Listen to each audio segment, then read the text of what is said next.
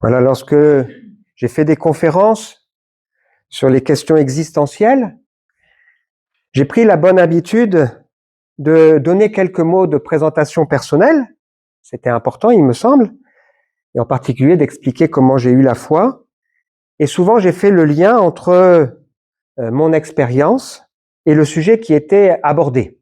Si par exemple, j'ai parlé du pardon, j'ai expliqué que dans ma vie, j'ai dû apprendre à pardonner. Parfois, moi-même, j'ai dû demander pardon. Ou si j'ai évoqué le besoin de vérité, la vérité, qu'est-ce que la vérité? J'ai pu aussi exprimer combien la vérité, l'amour de la vérité est pour moi quelque chose d'important. Et je crois que c'est aussi une des choses qui explique pourquoi le Seigneur a pu trouver le chemin de mon cœur et pourquoi j'ai pu m'engager dans ma foi. On pourrait rappeler aussi sur le sens de la vie ou sur bien d'autres choses. Et souvent dans ces moments de présentation, j'ai terminé cette présentation en disant j'aime Dieu et je crains Dieu. Et les gens étaient surpris qu'on ose dire ça, qu'on le dise de cette manière. Et j'ai souvent même ajouté et pas assez. J'ai conscience que j'aime Dieu, mais pas assez. Et j'ai conscience que je crains Dieu, mais probablement pas encore assez. J'ai besoin de progresser dans ce sujet. J'imagine que vous voyez le lien avec ce qu'on a déjà partagé depuis le début de cette réunion, où largement nous l'avons introduit par des lectures et des chants, notamment cette dernière lecture que nous avons faite de cet échange de Jésus avec Pierre, où ça faisait déjà 2 fois que Jésus était apparu à ses disciples, c'est la 3e fois, et alors qu'ils étaient partis pêcher, que la pêche était infructueuse, Jésus se tient sur le rivage, il les invite à jeter leur filet du côté droit, et puis à ce moment-là, quand ils font une pêche miraculeuse, ils réalisent que c'est le Seigneur et ils se jettent à l'eau, ils partagent le repas avec le Seigneur et Jésus pose 3 fois cette question. Simon, m'aimes-tu? C'est justement le titre du message d'aujourd'hui. Que répondrais-tu à la question de Jésus? M'aimes-tu? M'aimes-tu? On se rend compte combien cette question, elle est importante. Elle est fondamentale. Mais on se rend compte aussi qu'on ne peut pas dire je t'aime si derrière il n'y a pas des choses dans notre vie. Il y a une cohérence qui doit se dégager. Je ne peux pas dire j'aime Dieu et faire vivre n'importe comment. Lui manquer de respect, ne pas avoir, lui pas donner la place qui lui revient. C'est pas juste des mots. Ça veut dire quelque chose de bien plus profond dans notre cœur. On a conscience que le premier des commandements qui résume toute la Bible, c'est tu aimeras le Seigneur ton Dieu de tout ton cœur, de toute ton âme, de toute ta force et de toute ta pensée. Ça veut dire quelque chose. C'est pas pour rien que Jésus dit que c'est comme ça qu'on résume toute la Bible. C'est pas juste je crois que Dieu existe. C'est pas juste je prie un peu. Mais je l'aime. Je suis attaché à lui. On a sans doute aussi à l'esprit ces 2 lettres qu'on trouve dans l'Apocalypse, cette interpellation au sujet, par exemple, de cette église d'Éphèse qui a beaucoup de qualités. Elle travaille, elle persévère, elle a du discernement par rapport aux méchants, aux faux prophètes, elle a souffert sans se lasser, mais elle a abandonné son premier amour. Et le Seigneur dit, il faut que tu te repentes. Est-ce que je pourrais dire oui, je t'aime, Seigneur? Ou cette autre église, tu n'es ni froid ni bouillant, mais tu es tiède. Alors je te vomirai de ma boue. C'est un texte fort quand même. Le Seigneur, il veut notre cœur tout entier. J'aime bien associer un verset, et le verset que j'ai choisi, c'est celui-ci. 3 choses demeurent. La foi, l'espérance et l'amour. Mais la plus grande d'entre elles, c'est l'amour. Ce verset vient clôturer un chapitre connu et méconnu de la Bible. C'est souvent le cas. Connu parce qu'il est cité parfois dans les mariages et autres, en tout cas en partie, concernant ce qu'est l'amour.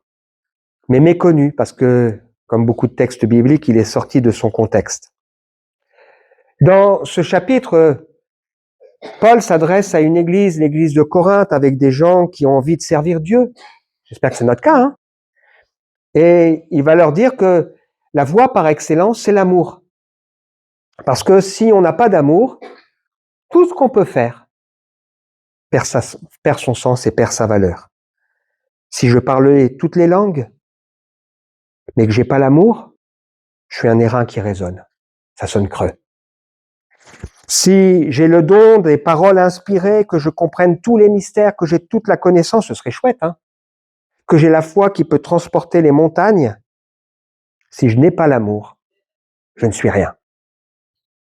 Si je sacrifiais tous mes biens, ma vie pour les autres, au point même de pouvoir m'en vanter, si je n'ai pas l'amour, cela ne sert à rien. Il va expliquer ce qu'est l'amour et puis ensuite il clôture ce chapitre par ce verset. 3 choses demeurent. La foi, l'espérance et l'amour, mais la plus grande d'entre elles, c'est l'amour. Pourtant, la foi, c'est important quand même.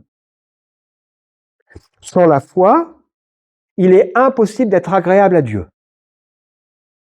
Sans la foi, il est impossible d'être exaucé, puisque la Bible dit que celui qui doute, qui ne croit pas qu'il sera exaucé, il ressemble à une barque agitée de côté et d'autre, qui ne s'attendent pas à recevoir quelque chose du Seigneur. Sans la foi, il est impossible d'être sauvé, puisque la foi, c'est ce qui va me permettre de saisir la grâce de Dieu et de me l'approprier pour moi-même. La foi, la Bible nous dit qu'elle est précieuse comme l'or périssable, même si elle est éprouvée justement pour la purifier. Et c'est grâce à la foi que je peux saisir les promesses du Seigneur, que je peux saisir sa présence, que je peux entrer dans la paix. Donc la foi, c'est important. L'espérance, c'est important aussi. Qu'est-ce qui me tient dans mon ministère? Qu'est-ce qui me tient quand parfois on se rend compte que la vie est si difficile? Qu'est-ce qui tient les chrétiens qui sont dans un pays où il y a la persécution? C'est leur espérance. Ils espèrent qu'un jour ils passeront l'éternité avec le Seigneur, qu'ils le verront face à face, que le Seigneur les accueillera et ils s'accrochent à ça.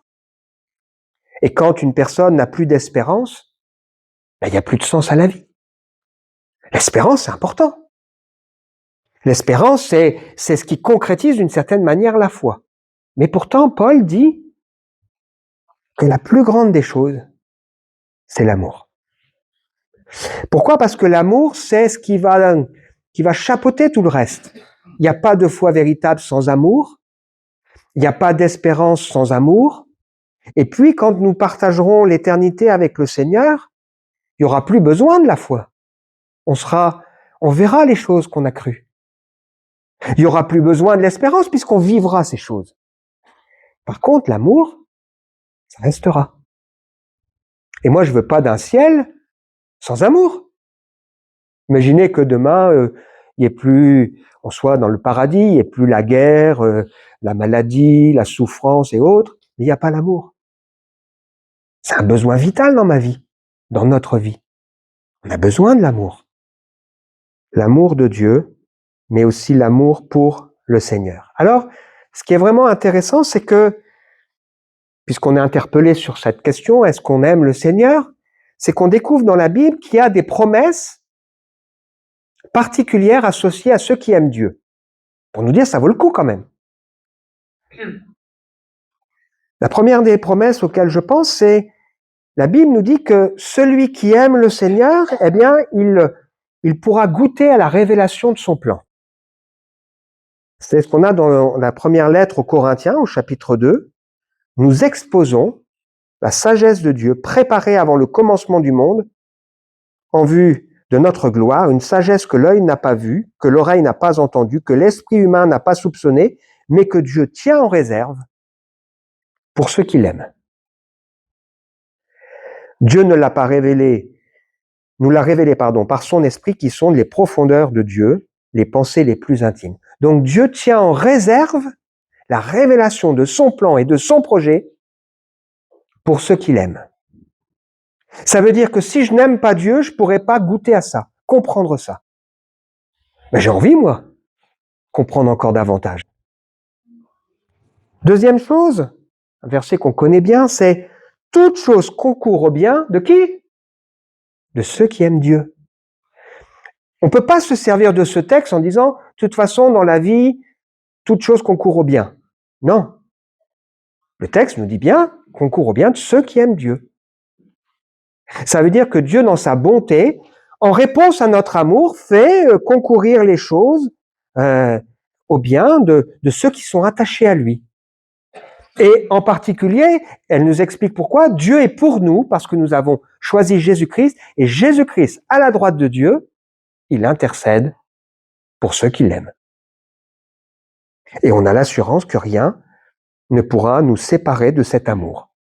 Ça vaut le coup quand même, hein? Troisième chose, c'est que la Bible nous dit qu'il y a un amour et une miséricorde particuliers pour notre descendance.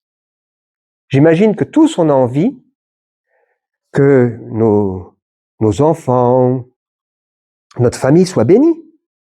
Eh bien, dans le livre de l'Exode, au moment où Dieu donne les 10 commandements, il fait ressortir qu'il ne veut pas qu'on ait d'autres dieux que lui, qu'on ne se fasse pas d'idoles ni de représentations, qu'on ne se prosterne pas devant ses idoles. Il rappelle que c'est un Dieu qui ne tolère aucun rival, qui punit la faute des pères jusqu'à la 3e, 4e génération de ceux qui le haïssent, mais qui agit avec amour, avec miséricorde, jusqu'à 1000 générations envers qui? Ceux qui m'aiment et qui obéissent à mes commandements. Et donc, il y a une promesse pour nous. Si j'aime Dieu, bien sûr, le véritable amour, un amour cohérent, eh bien, ça veut dire que Dieu, il va bénir aussi que j'ai à cœur, ma famille. Vous voulez être en bénédiction pour votre famille? Répondez pas trop vite. Hein. Oui? Eh bien, aimez Dieu. Aimez Dieu. Vraiment. Il n'y a rien qui remplacera les conséquences de notre amour pour le Seigneur. Encore un élément, il y a une joie particulière pour ceux qui aiment Dieu. Le psaume numéro 5, verset 12, « Ceux qui trouvent un refuge en toi sont à jamais dans l'allégresse et poussent des cris de joie, car ils sont la protection, et que tous ceux qui aiment se réjouissent grâce à toi. » Il y a une vraie joie à se réjouir en Dieu. Hein. Encore une fois, on peut traverser des épreuves et trouver quand même sa joie en le Seigneur. Il y a une joie pour ceux qui aiment Dieu. Et puis, souvent dans la Bible, il est question d'une couronne, d'un héritage, d'un royaume, d'une victoire finale pour ceux qui aiment Dieu.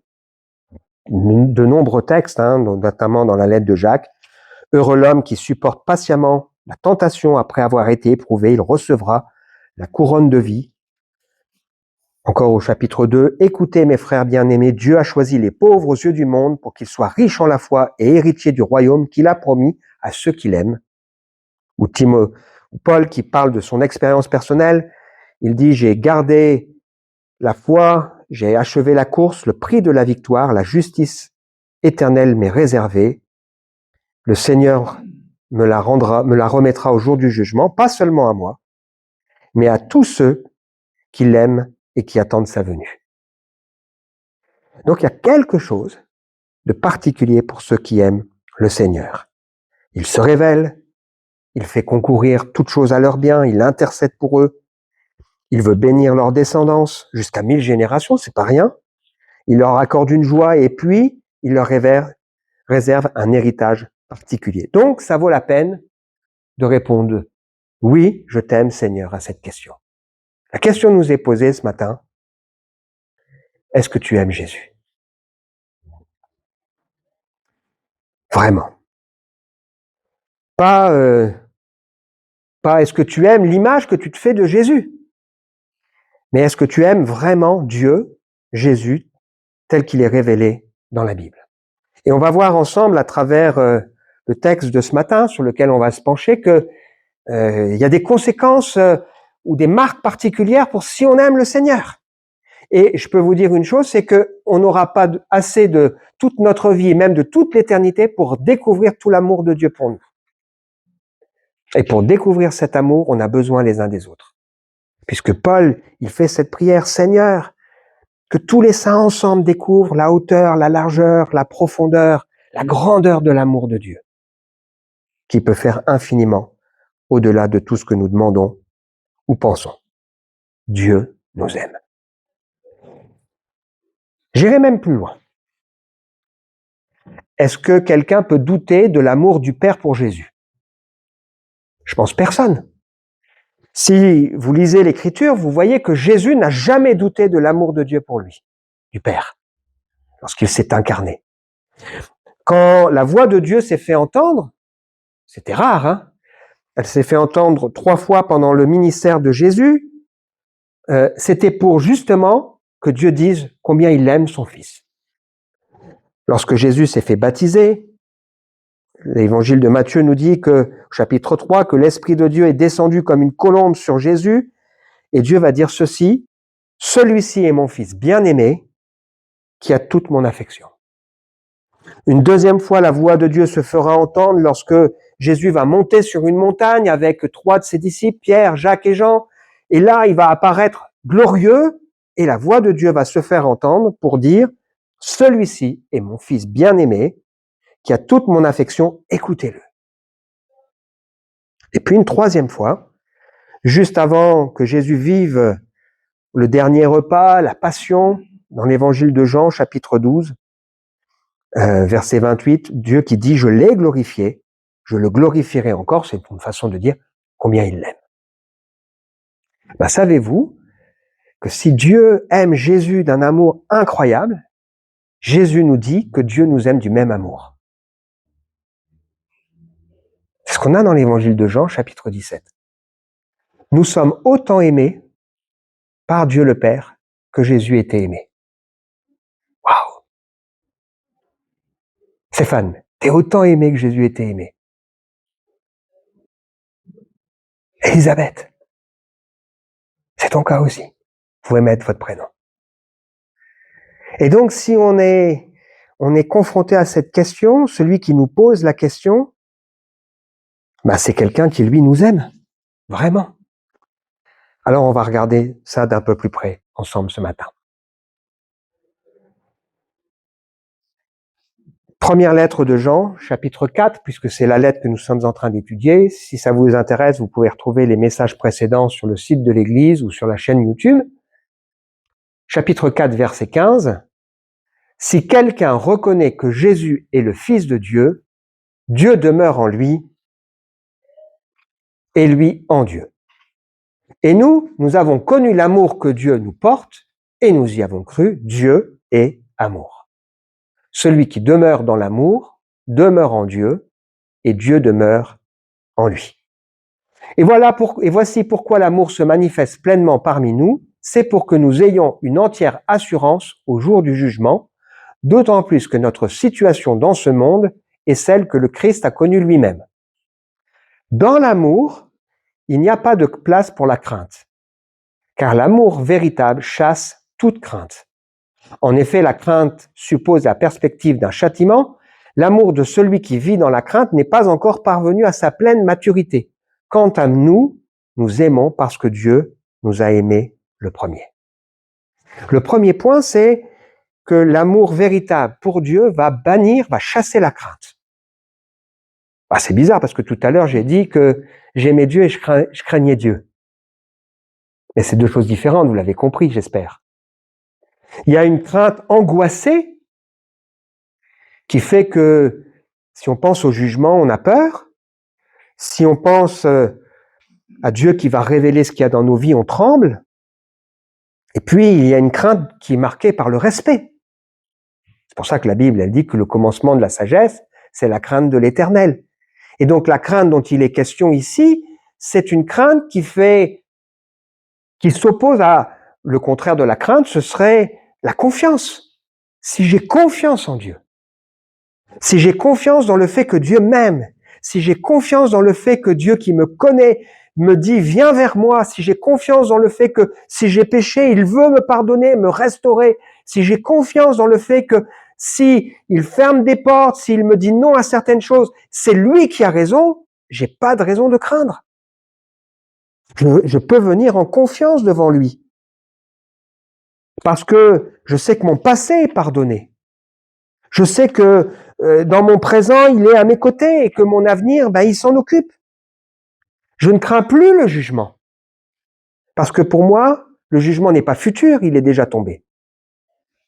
Ce jugement, c'est que je suis coupable, je le reconnais, et Jésus a pris sur lui ma condamnation. Ce qui fait qu'aujourd'hui, je suis un homme libéré de ce poids, parce que le Seigneur m'a pardonné, m'a libéré. Nous étions encore ses ennemis. Jésus est venu pour nous permettre d'être réconciliés avec Dieu par la mort de son Fils. Et à plus forte raison que maintenant qu'on est réconciliés, on peut être sauvé par lui. Alors ce texte nous dit que il y a un amour mûr et un amour qui n'est pas mûr. Et donc ça peut arriver que des croyants véritables, authentiques, aient encore cette crainte. Et c'est un signe d'un manque de maturité. Et on a besoin de progresser dans la maturité. Pourquoi? Parce que on a besoin de connaître mieux le Seigneur et de dire non à cette peur qui pourrait à un moment donné faire qu'on n'ose pas parler avec lui de tout ce qu'il y a sur notre cœur. Même si ce sont des choses pas agréables. Parfois, il faut revenir au Seigneur et dire, bon, j'ai péché. J'ai lâché ta main. J'ai fait des mauvais choix de vie. Je t'ai offensé. Mais tu m'aimes. Et je peux venir sans crainte. De toute façon, il sait déjà que ça sert à rien de tricher. Il sait aussi que parfois on est infidèle. Il sait aussi que parfois on est rebelle. Il le sait. Alors approche-toi de lui. Viens sans crainte. Approche-toi et saisis sa grâce qui t'est tendue. La relation avec Dieu, c'est pas un amour sentimental. Mais la relation avec Dieu, c'est une confiance qui fait que on sait qu'on peut s'approcher de lui. D'ailleurs, la Bible nous dit, approchons-nous donc avec assurance du trône de la grâce. Finalement, si on réfléchit, qu'est-ce qui me fait peur? Et qu'on pense à qui est Dieu, on peut faire tomber ses peurs. Et on peut dire, non, maintenant j'arrête, je veux plus avoir peur, je veux m'approcher de Dieu. Cette semaine, j'étais en pastoral et quelqu'un a dit une remarque que j'ai trouvée très intéressante. Il a dit, la repentance, c'est extrêmement facile. C'est vrai. Ce qui est plus difficile, c'est la décision de se repentir. Mais se repentir, goûter le pardon de Dieu, c'est facile. Je suis honnête, j'ai péché, je t'ai offensé, je te demande pardon, aide-moi à ne plus recommencer. Ça, c'est facile. Mais prendre la décision, ah oui, c'est là qu'il y a le combat. Oui, mais... Et puis, c'est là qu'on... Mais si on ouvre vraiment son cœur,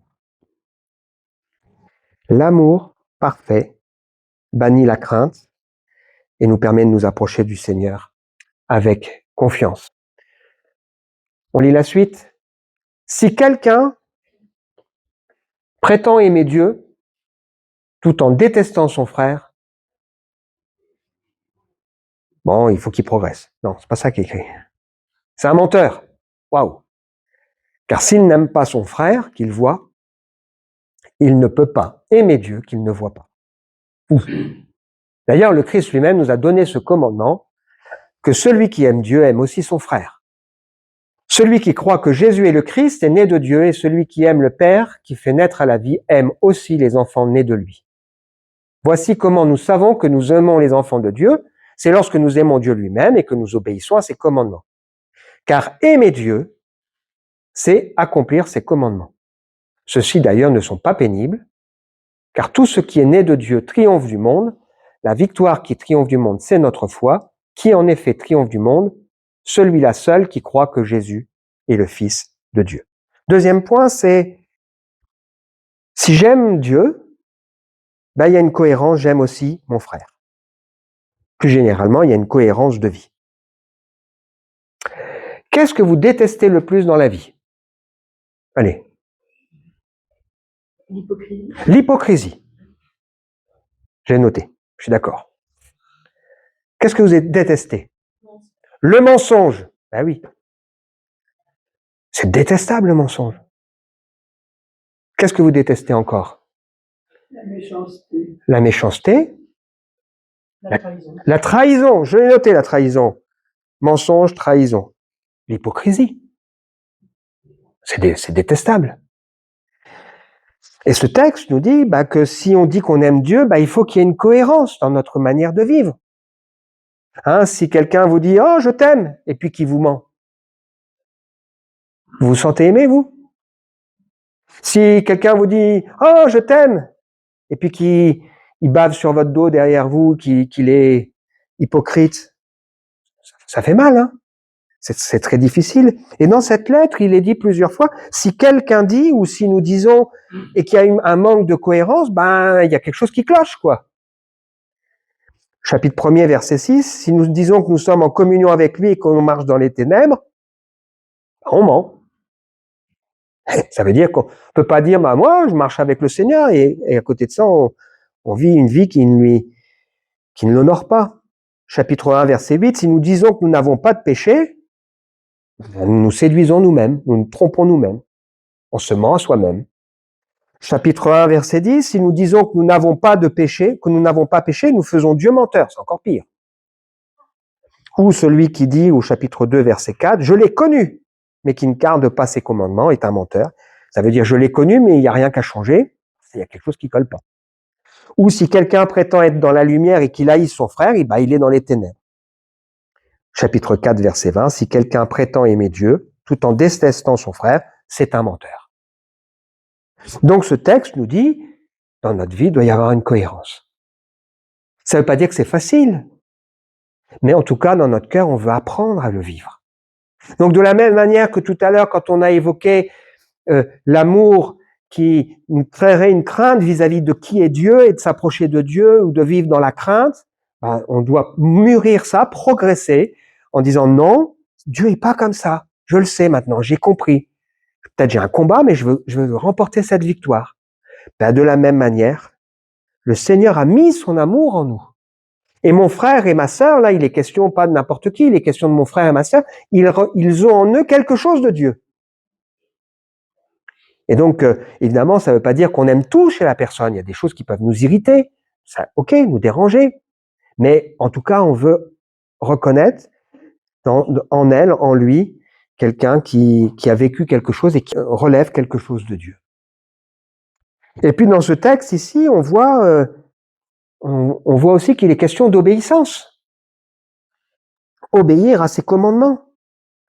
Est-ce que les commandements de Dieu nous sont pénibles?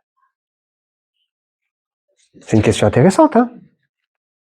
Ce texte nous dit que les commandements de Dieu ne nous sont pas pénibles. Est-ce que les commandements de Dieu nous sont pénibles? Là, il faut qu'on réfléchisse à nos vies. Le Seigneur veut que ces commandements ne nous soient pas pénibles. Pourquoi? Parce qu'on sait que ce que Dieu veut pour nous, c'est ce qu'il y a de meilleur. Je vais vous dire un truc. Si vous partez dans une voie ou si vous forcez alors que vous savez que c'est pas ce que Dieu veut pour vous, vous avez tort. Parce que Dieu veut le meilleur pour nous. Dieu veut le meilleur pour nous. Il veut pas nous priver. Il veut pas nous empêcher d'être heureux. Bien au contraire, il veut nous préserver des conséquences malheureuses. Le psaume 139, Éternel, tu me sondes et tu me connais, se termine en disant, sonde-moi, ô Dieu, et connais mon cœur, éprouve-moi et connais mes pensées.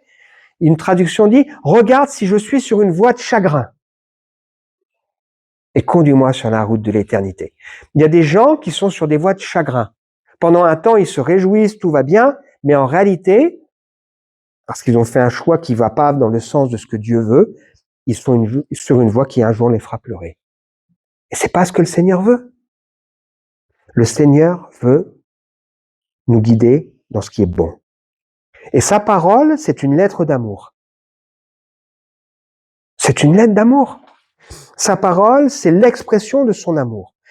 Et le péché, finalement, c'est une perte de confiance. C'est ce qui va pousser à jouer la comédie. On prétend qu'on aime Dieu, mais on vit des trucs qui sont pas en phase. Et c'est ce qui va conduire aussi à être malheureux.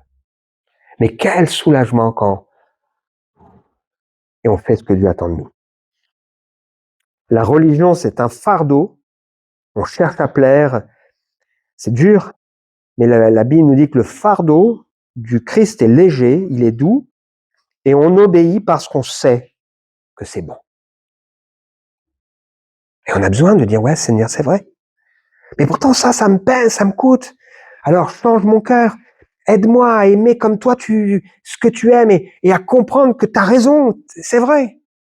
J'ai pas la force, alors aide-moi. Je veux t'aimer, Seigneur. Je veux te faire confiance. Parce que l'amour bannit la crainte. Vous avez dans la Bible l'exemple de cet homme, Jacob. Bon, il s'est fait rouler par son beau-père, hein, qui lui a donné pas la femme qu'il aimait, mais sa sœur. Et puis, bon, à l'époque, il y avait la polygamie. Et il se met en colère et il dit, bah, moi, je veux épouser Rachel.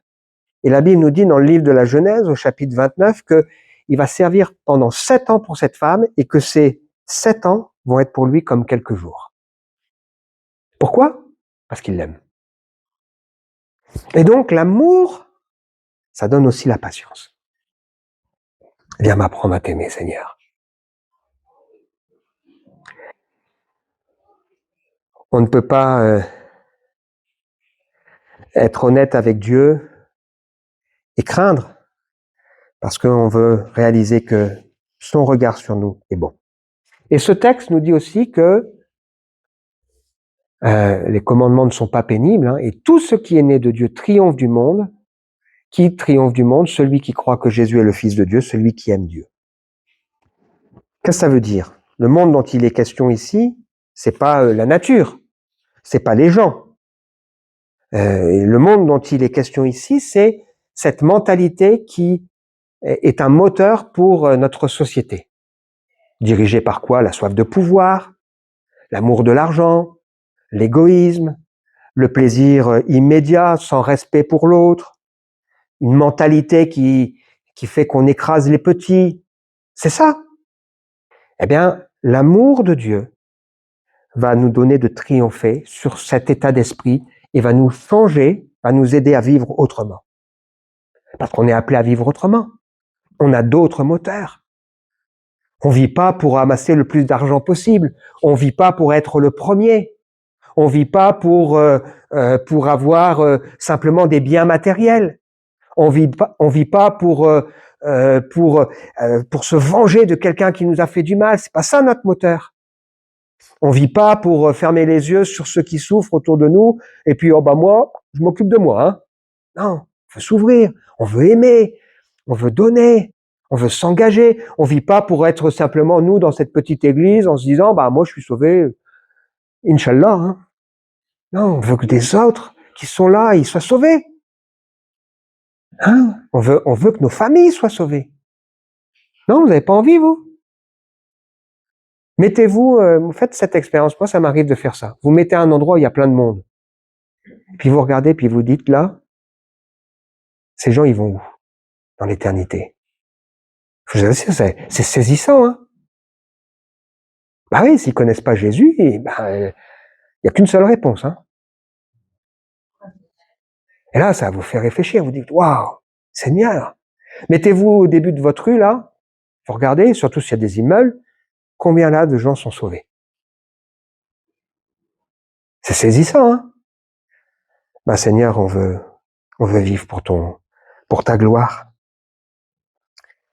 Et on veut refléter quelque chose. Dans la Bible, il y a cette pensée que Dieu nous associe à son triomphe. Donc, il y avait, c'est une image des empereurs romains. Lorsqu'ils partaient en conquête et qu'ils étaient vainqueurs, ils revenaient et il y avait dans la troupe les prisonniers qui allaient être mis à mort ou qui allaient être mis en prison. Et puis, il y avait aussi ceux qui avaient combattu, qui étaient fêtés comme des vainqueurs. Et c'est avec cette pensée que Paul écrit le texte que je vais vous lire. Donc, pour les uns, l'odeur est une odeur de triomphe qui donne la vie, et pour les autres, c'est une odeur de mort. 2 Corinthiens, chapitre 2, verset 14. Je ne puis que remercier Dieu. Il nous associe au cortège triomphal du Christ par notre union avec lui. Il se sert de nous pour répandre en tout lieu comme un parfum la connaissance du Christ. qui nous sommes pour Dieu comme le parfum du Christ pour ceux qui sont sur la voie du salut et parmi ceux qui sont sur la voie de la perdition. Pour les uns, une odeur de mort, pour les autres, une odeur de vie. On respire quelque chose du triomphe du Seigneur. Conclusion, que réponds-tu à cette question de Jésus? M'aimes-tu? Quand on pose une question à quelqu'un, ça peut être pour le piéger, c'est pas le cas de Jésus, ou ça peut être pour le faire réfléchir, pour réfléchir vraiment.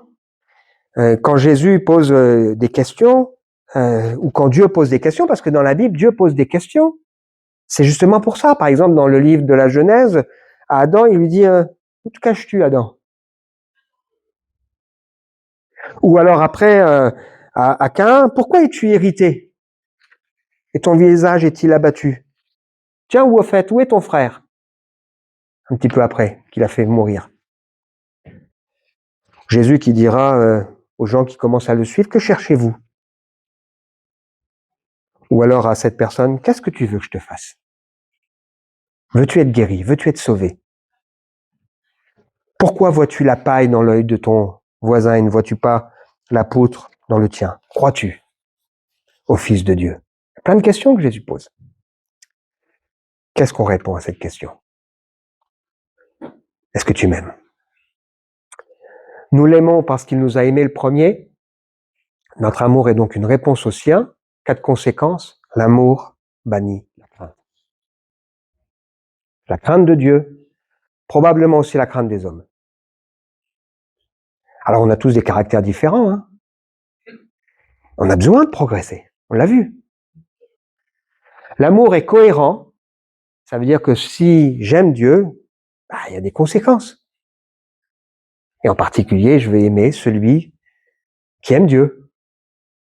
Ça ne veut pas dire que je vais tout aimer de lui, mais je vais aimer celui qui aime Dieu. L'amour cherche à obéir et l'amour va triompher de cet état d'esprit qu'il y a dans le monde. Et toi, m'aimes-tu? Un verset pour terminer.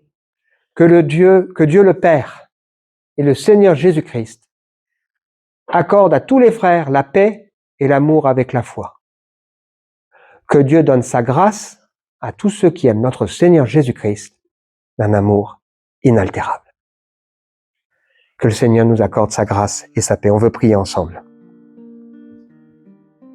Seigneur, merci pour ce que nous avons partagé ensemble ce matin, qui nous confronte, nous fait réfléchir, nous fait rentrer au plus profond de nous-mêmes.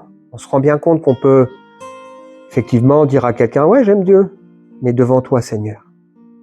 Si on dit « j'aime Dieu », ça veut dire qu'il se passe des choses. Tu vois, Seigneur, celui qui a besoin de te connaître, révèle-toi. Tu vois, celui ou celle qui te connaît, mais qui a encore plein de craintes quand il s'approche de toi, parce que à cause de son éducation, à cause de plein de choses qui ont martelé ses pensées. On a tous sans doute besoin de découvrir encore davantage qui tu es. Tu es digne d'être aimé. Tout en toi est aimable, tout en toi est bon. Tu es rempli de fidélité. Tu ne repousses pas celui qui s'approche de toi. Donc on peut venir avec confiance. Tu vois, Seigneur, celui qui désobéit, on a besoin de réaliser que, puisque tu nous aimes, tu veux le meilleur pour nous. Et on veut apprendre à te faire confiance.